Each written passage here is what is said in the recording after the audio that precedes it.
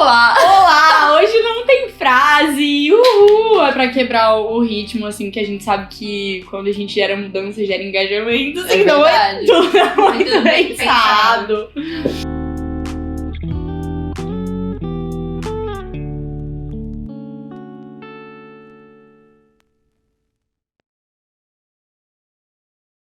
Oi, gente, eu sou a Giovana. Eu sou a Bianca. E nós somos aqui do Cabeceira, né? Se você caiu de paraquedas aqui, esse é um livro que a gente traz resenhas semanais. E nós estamos no mês das fantasias, né? E, gente, não tinha como a gente passar desse mês das fantasias sem essas belezinhas aqui, né, gente? Mais conhecida como trilogia cósmicas, meus amigos. E, assim, eu confesso que quando chegou no mês das fantasias, já fiquei meio friozinho na barriga, né, gente? Porque eu falei, o que virá? E aí, quando eu fiquei responsável ali por me dedicar à trilogia, eu falei, vamos lá, né? Nossa, foi um mega desafio.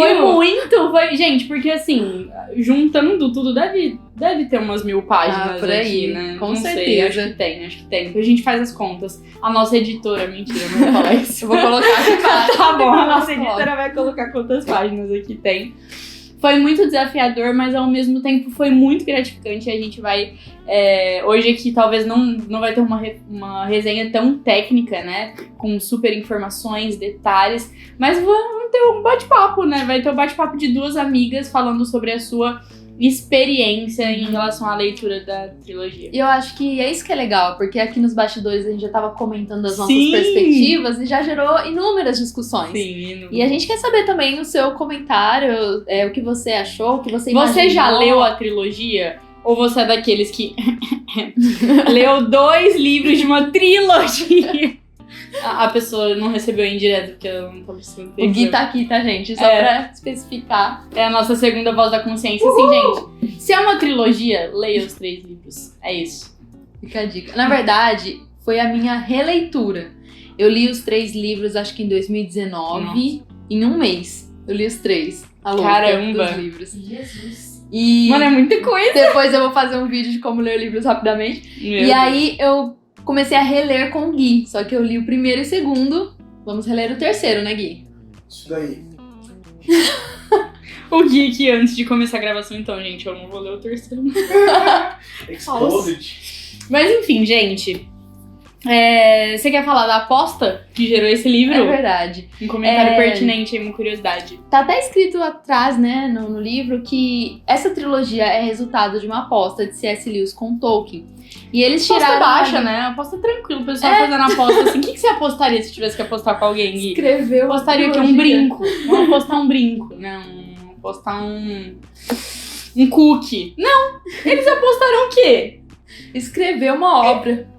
Tudo bem, né? É isso. Simplesmente. E aí, um ficou com Viagem no Espaço e outro ficou com Viagem no Tempo. Tolkien ficou com Viagem no Tempo, mas pelo que eu li de Tolkien, biografias e afins, ele começou a escrever, só que ele estava tão envolvido no universo do Senhor dos Anéis que ele não concluiu. Então ficou aí. Vergonha. Não Cara, ele concluiu a não cumpriu a aposta. aposta. Que grave. Mas graças a essa aposta, nós temos essa obra-prima. Então, obrigada, Tolkien. Você não cumpriu a aposta, mas você foi um dos motivadores desta belezinha aqui que nós vamos falar hoje. Inclusive, essa edição que a gente tem aqui, né? Maravilhosa. É da Thomas Nelson Brasil. Muito linda, gente. E cada uma tem uma cor diferente. Se você abre por dentro, Gente, não dá pra mostrar, as né? páginas, olha isso. Tipo, as páginas são coloridas. A lombada muito também lindo. é muito bonita. A contracapa, né? Tipo assim, é muito, muito, muito bem... Não sei se dá pra ver, mas é isso aí. Mas enfim, esses livros foram escritos ali só pra situar vocês, né? Um pouco antes e um pouco durante, assim, da Segunda Guerra Mundial, né? Então acho que é sempre importante a gente valorizar esse tipo de coisa, pra gente saber o que tava efervescendo naquela época, né? Então a gente vai ver que nesses 3 livros, o Lewis, ele faz muitas críticas, né? E eu Sim. imagino que isso deve ter gerado um rebuliço muito grande no contexto em que ele estava inserido, né? Então, a questão do materialismo, a questão do cientificismo, né? De tipo assim, até que ponto vale você jogar todas as suas fichas em prol da evolução da humanidade, né? Até que ponto vale você se deixar corromper, digamos assim, né? Que é muito o que a gente vê no primeiro livro, então eles tinham... A gente vai explorar vocês, né? Talvez eu esteja me adiantando um pouquinho. Mas a gente tá falando do Weston e do Divine, né? Que são dois caras meio megalomaníacos, assim, que eles têm o desejo de viajar pro espaço porque é em prol da evolução humana, né? Então eles têm um plano mirabolante. E até que ponto, né? Isso vale a pena? E é engraçado que a crítica de Lewis não é em relação à ciência. Sim. Né? Ele não era um negacionista, mas era em relação ao cientificismo, especificamente, que é completamente diferente. Porque na época dele, o cientificismo estava tão em alta que colocavam a ciência acima de tudo, inclusive acima de toda a nossa humanidade. Era um deus, né? A ciência, né? Então, tudo aquilo que é feito em nome da ciência pode ser apoiado, pode ser justificado, né? Então a gente tá falando desses dois cientistas que basicamente sequestram o Ransom, né? Que é o personagem aí principal, pelo menos dos dois primeiros livros, né? E levam ele pra uma viagem ali pertinho, espacial, né? Uma viagem espacial. E ali o Ransom, ele se depara com 1 milhão de espécies diferentes de seres, tipo animais racionais, assim. E uma coisa que eu gosto muito nesse primeiro livro é em relação, a gente estava até falando por trás das câmeras aqui, que é o nível de detalhes que o Lewis ele deixa para que você se sinta aonde ele tá, aonde o Ransom tá, aonde os dois cientistas malucos estão. Então a gente tava falando que ele vai descrevendo cada espécie, né? E aí a Bia vai falar o nome das espécies, porque eu também de falar errado. Gente, eu vou tentar lembrar, mas existem inúmeras espécies e é difícil construir uma imagem correta dessas espécies, porque assim, eu tava comentando aqui com eles, né, que a nossa geração é uma geração muito acostumada com a imagem pronta, o filme, a foto. Esse livro força totalmente você imaginar como seriam esses Nau, né? Que são animais racionais, criaturas racionais, não sei dizer. Nem sei se tem plural, porque existem palavras nesse livro que o plural é completamente diferente. Não é só acrescentar um S. Sim. Né? Porque a gente, só pra vocês entenderem, gente, é uma fantasia forte. Assim, é pesado o nível de imaginação. Então a gente tá falando, né? Aproveitando esse gancho, do Ransom, né, que é um filólogo, né, uma pessoa especialista em linguística, basicamente aprendendo um outro idioma, que o leitor também não sabe, né, então não é tipo assim, inglês, russo, não, é um idioma próprio daquele planeta que os Nau, né, os animais racionais, eles falam, e aí o Ransom vai aprendendo esse idioma. E ele vai jogando umas palavras, assim, no livro. E aí você fica tipo assim, gente, será que eu entendi certo? Será que podia ter um glossário aqui dessa língua?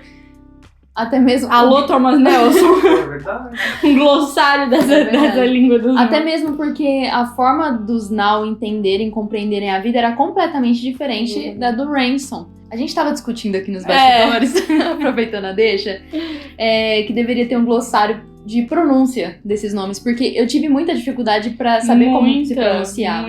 A gente acha que se pronuncia assim. Fala, Gui. As espécies, vai. A voz da consciência vai falar.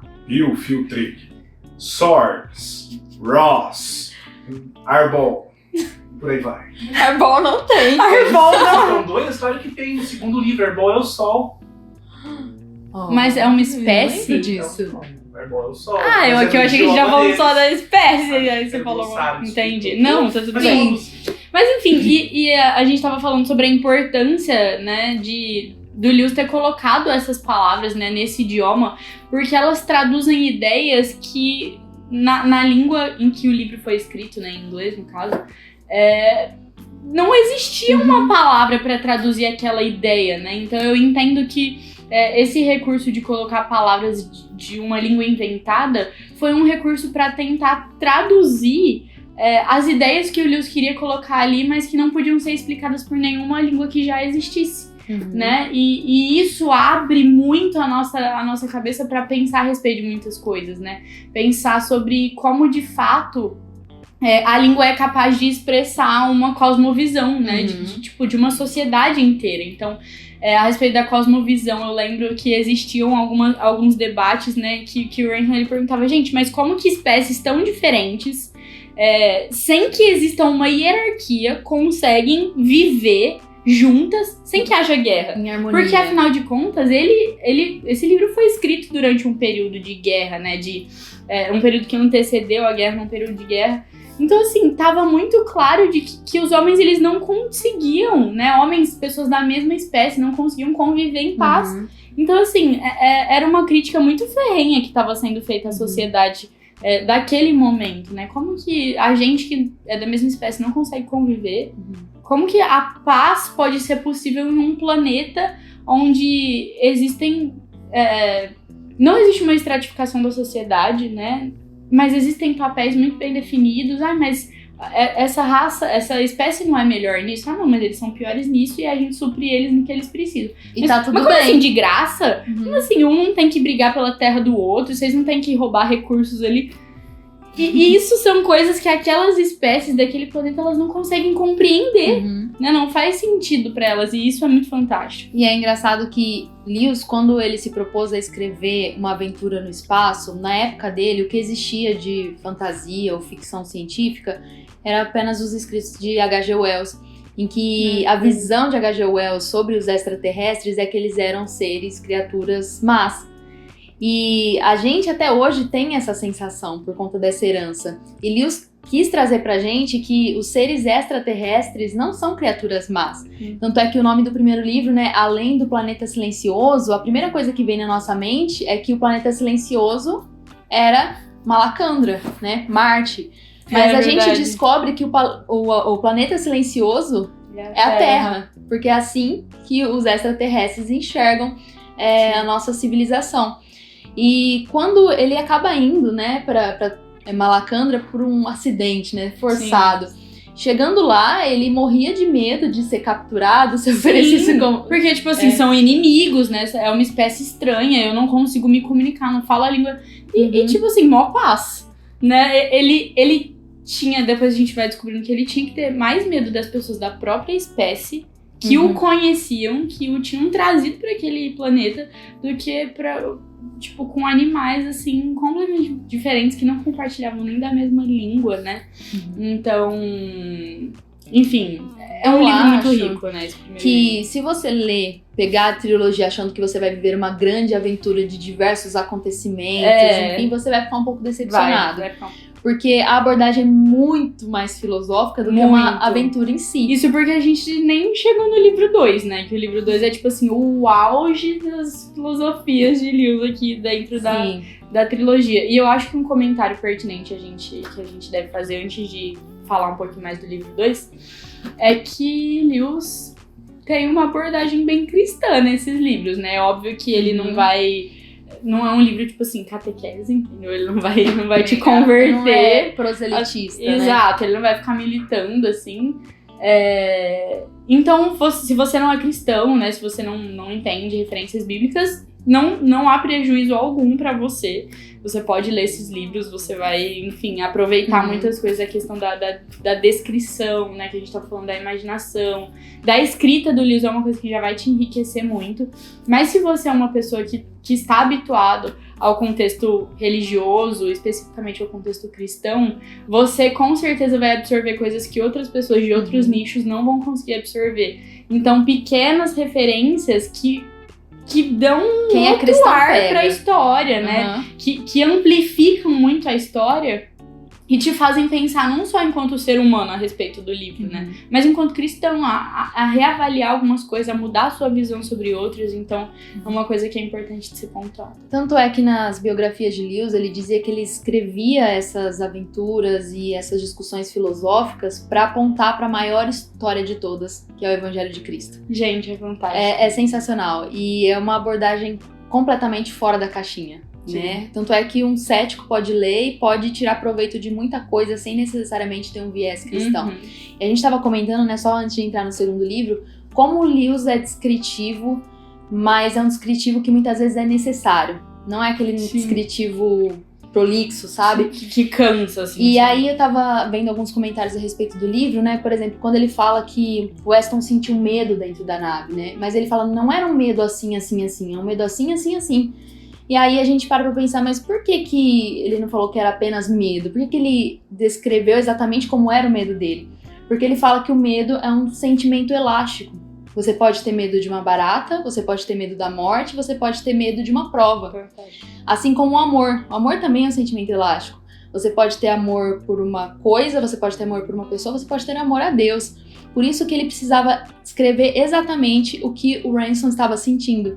E também fala a respeito da água, da grama, da vegetação. E você consegue se imaginar dentro daquele mundo. E a minha imaginação a respeito desse planeta é completamente diferente da Gi, completamente diferente do Gui e da Lívia. Isso que é sensacional. Gente, leiam. Esse livro, tipo assim, quando você começa por ele, você fala assim, mano, eu vou ler a trilogia mesmo. Mas assim... Comigo não aconteceu. Porque tinha uma pedra no meio do caminho. Mas li, né? Está lida. Bom, então, né, a gente falou aí da viagem pra Marte, que é o primeiro livro. E temos aqui a viagem pra Perelandra, ou seja, a viagem pra Vênus. Esse livro já tem uma abordagem muito mais filosófica, né? Ransom, se no primeiro livro ele vai... compulsoriamente, ele vai sequestrado por 2 cientistas muito loucos. Para esse planeta, né, para essa viagem interplanetária, ele vai com uma missão, né? Então ele vai porque ele foi enviado para lá, só que ele foi consentindo, né, a viagem dele. Então ele mesmo se colocou naquela missão. Exato. Que aí a gente vai descobrir com o passar do livro aí. Mas temos papéis muito importantes e que abrem espaço para muitas discussões, né? Personagens, na verdade. Então temos ali a Dama Verde, e aí o rei, e as ilhas, enfim. O não-homem. Gente. É um mistério. E a gente não vai contar quem é. A gente vai contar quem é, tá? Eu ia contar quem é. Vocês acham que é tipo meio vibes de Jardim do Éden? Vocês pensaram nisso? Eu imaginei. Tipo... Tanto é que o tema central do livro 2 é a tentação. Exato. E assim, um comentário que é importante é: o pecado não havia chegado lá. Uma pergunta que ficou pra mim é justamente se no Malacandra o pecado já havia chegado. Eu não sei se já havia chegado. Eu também fiquei Eu acho que não. Eu não consegui entender em que fase Malacandra estava dentro da construção histórica. Eu acho que não. Mas é um achismo, assim, eu não sei argumentar. Eu acho que foi uma sociedade desenvolvida da forma diferente. Foi um experimento diferente do que aconteceu na Terra. A Vênus era uma réplica... Perelandra era uma réplica de Tucandra que deu certo. Enquanto Malacandra... Estava no início, aliás, né? Que ainda não tinha acontecido nada. E Malacandra é um outros experimento 500. totalmente diferente.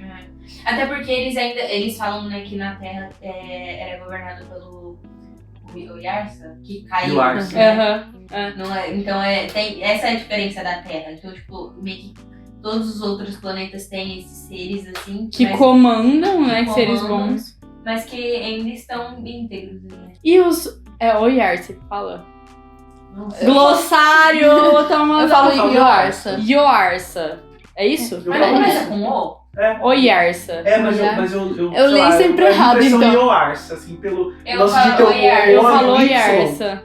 Enfim, a gente leu errado o livro todo. Tipo assim, no começo eu achava que eles, tipo assim, que era Deus, a figura de Deus, quando eu li só o primeiro livro. Só que aí depois você vai lendo e aí tem vários. Eu falei, pera. É porque também tem os Eudil. Exato, e aí são anjos. Tipo assim. É porque talvez só a tem nossa vários mente quer sempre fazer comparações. Porque, tipo assim, a gente quer encontrar um paralelo pra se agarrar em algo que faz sentido pra gente, né? Então, gente, isso é uma coisa muito desafiadora desses livros. Porque ainda que existam referências externas, elas são incompletas. Pra mim é uma hierarquia angelical. Você acha que são todos anjos? O Yuarsa são arcanjos.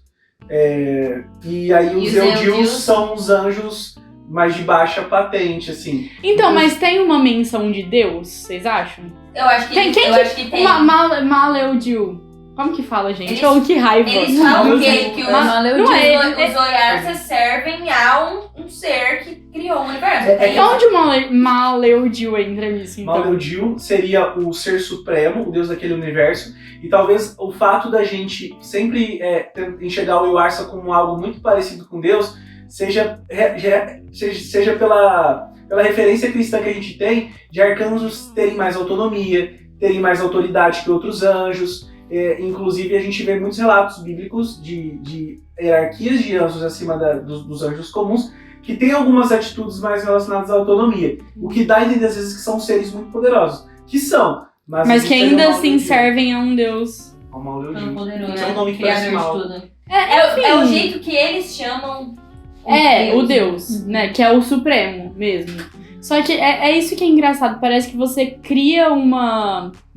Você tem uma compreensão a princípio que parece que ela vai tendo que ser reajustada à medida que você vai colhendo mais informações dos outros livros, né? Então você vai fazendo adaptações nas suas referências, na sua compreensão. Você tinha imaginado de um jeito e você tem que voltar.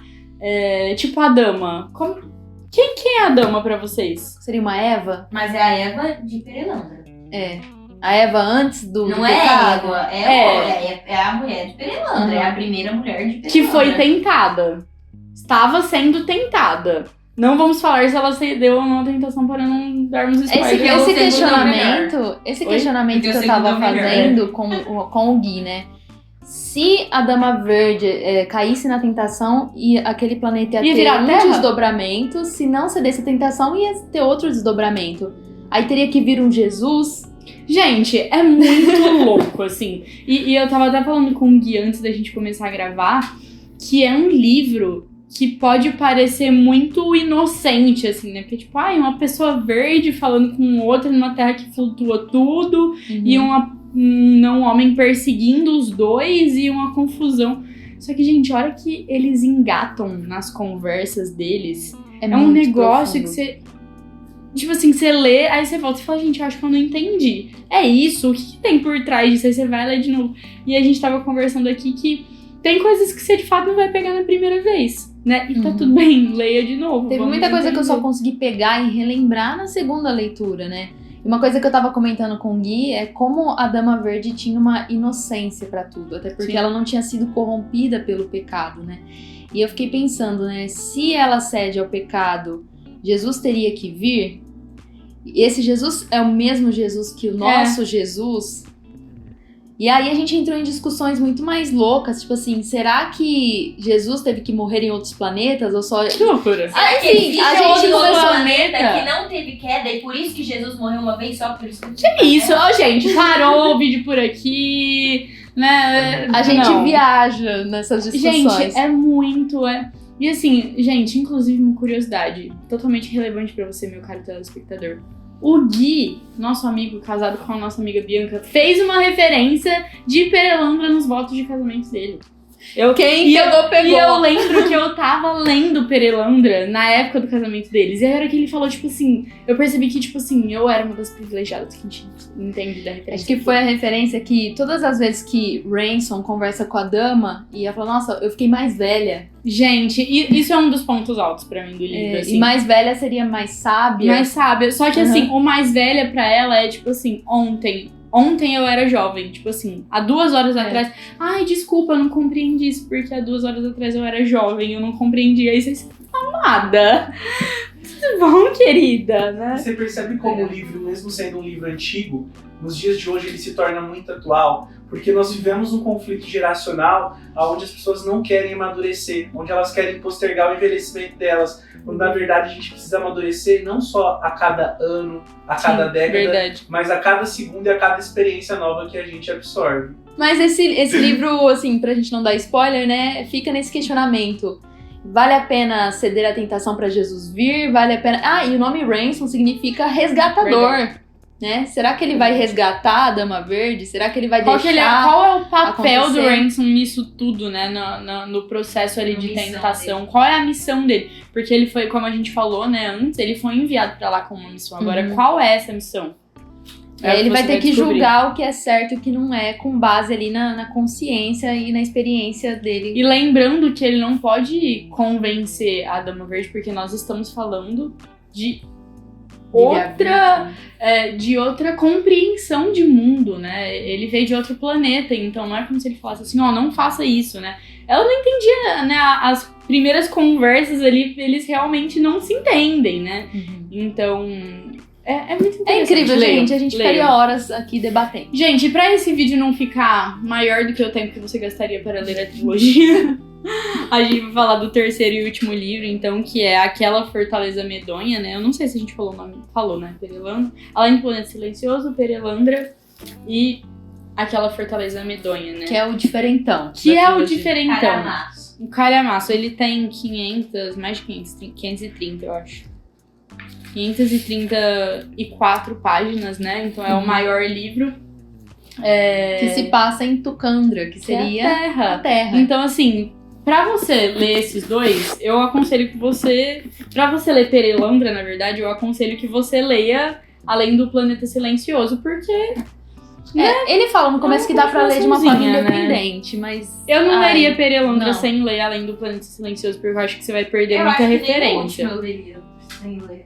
Eu acho que o último dá, mas, tipo assim, na hora... Tem muita referência que você não vai pegar. Não vai pegar, a sua leitura vai ser um pouco empobrecida, né? Uhum. Mas enfim, esse livro divide opiniões, né? Se os outros dois, tipo assim, unanimidade, tipo assim, meu Deus, é muito bom, eles são muito rápidos de ler, muito fáceis, né?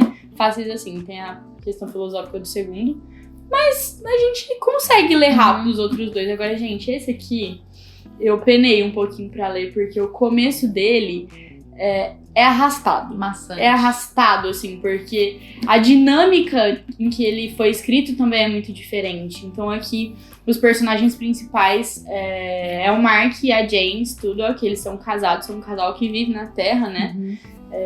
Eles estão vivendo um conflito ali como casal. Um conflito como casal. E assim, o Mark especificamente tá vivendo um conflito profissional também, né? Porque ele trabalha numa universidade, mas ele foi convidado pra participar de um conselho na... É conselho? Eu esqueci.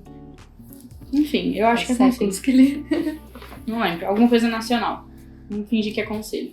E é aí que o livro começa, né? A trama começa desse jeito. Só que a grande questão é que o Mark e a Jane, né? Eles estão vivendo um conflito, como a Bia falou, enquanto casal. E isso fica muito evidente até no fato de que as histórias correm separadas.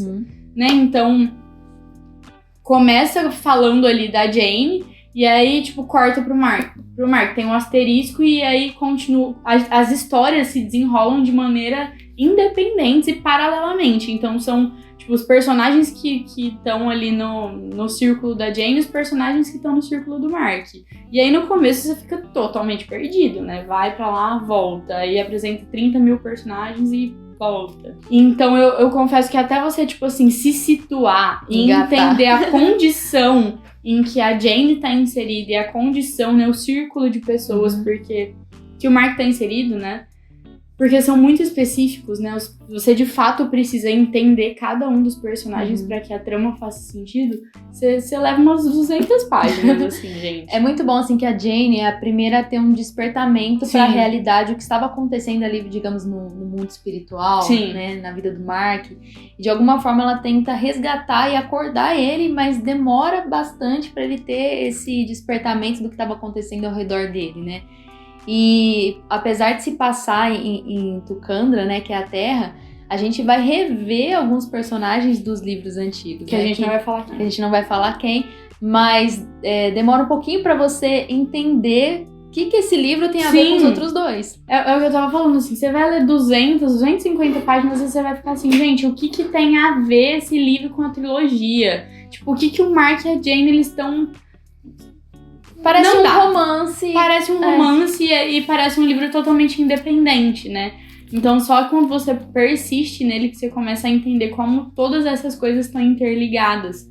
E eu acho que um tema muito central desse livro é a questão dos conflitos morais, né? Que regem a nossa vida cotidiana. Então, existe sim, mais uma vez, né? Esse background cristão, né, essas referências bíblicas e afins, essa guerra espiritual que acontece.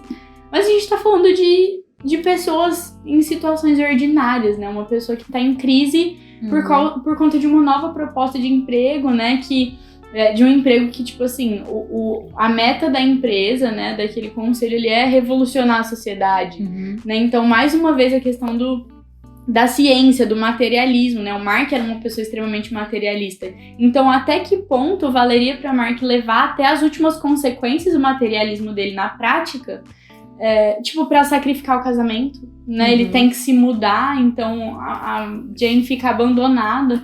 Então, esse livro me fez pensar muito na minha vida, né?